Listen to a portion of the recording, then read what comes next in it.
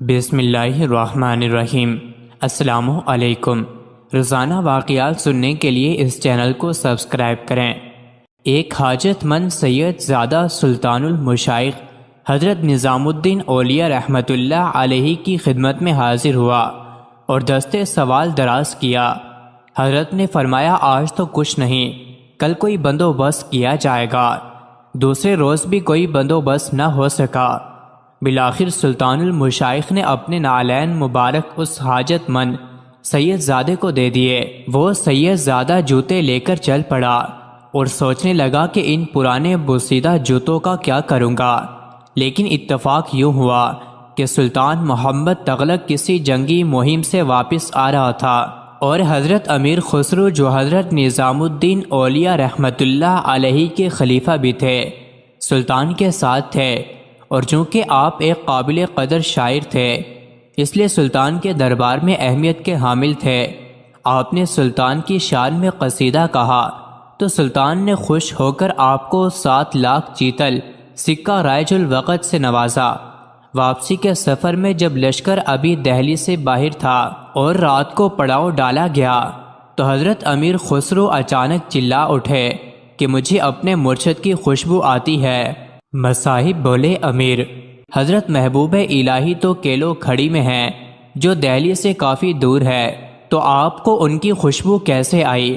مگر امیر خسرو بے قرار ہو کر باہر نکل پڑے اور خوشبو کا تعاقب کرتے کرتے ایک سرائے تک جا پہنچے، جہاں ایک کمرے میں ایک شخص اپنے سر کے نیچے کچھ رکھ کر سویا ہوا تھا اور خوشبو وہیں سے آ رہی تھی۔ آپ نے اس کو جگایا اور پوچھا، تم حضرت نظام الدین اولیاء رحمۃ اللہ علیہ کی خانگاہ سے آ رہے ہو کیا؟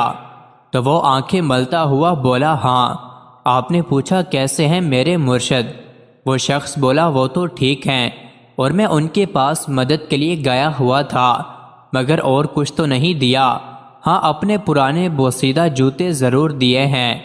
یہ سنتے ہی امیر خسرو کی حالت غیر ہو گئی اور کہنے لگے کہاں ہیں میرے مرشد کے نالین؟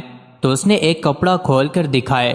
آپ نے ان کو پکڑا اور چوم کر اپنی آنکھوں سے لگائے اور کہنے لگا کیا تو ان کو بیچے گا؟ اس نے کہا امیر کیوں مذاق اڑاتے ہو؟ امیر خسرو بولے مذاق نہیں، میرے پاس اس وقت 7 لاکھ چیتل ہے، وہ لے لو، مگر میرے مرشد کے نالین مجھے دے دو۔ اگر چاہو تو دہلی چلو، اتنی ہی رقم اور دے دوں گا۔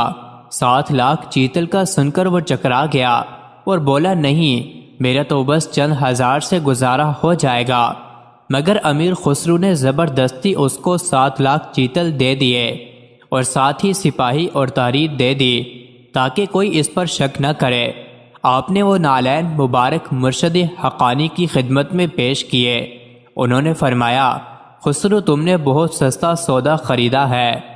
آپ رحمت اللہ علیہ نے عرض کیا کہ درویش نے صرف اتنی ہی قیمت طلب کی، ورنہ میں تو قیمت میں اپنا سارا مال تو کیا شاید جان دینے میں بھی دریغ نہ کرتا۔ یہ مرشد حقانی سے والہانہ عقیدت و محبت کا اظہار تھا۔ حضرت سلطان الاولیاء نے آپ کے لیے ہی فرمایا تھا کہ اگر حکم شرح مانے نہ ہوتا تو میں اپنے بعد وصیت کر دیتا کہ مجھے اور خسرو رحمت اللہ علیہ کو ایک قبر میں دفن کیا جائے۔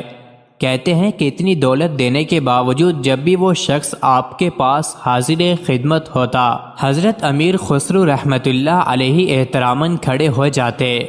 انہی ایام میں آپ رحمت اللہ علیہ کی والدہ ماجدہ کا انتقال ہو چکا تھا۔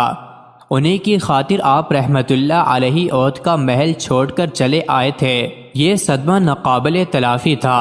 حضرت نظام الدین اولیاء رحمت اللہ علیہ نے آپ کی ڈھارس بندھائی اور فرمایا کہ ہر شخص کو ایسا ہی صدمہ برداشت کرنا پڑتا ہے اور ہر انسان کو ایک دن وادی فنا سے گزرنا ہے۔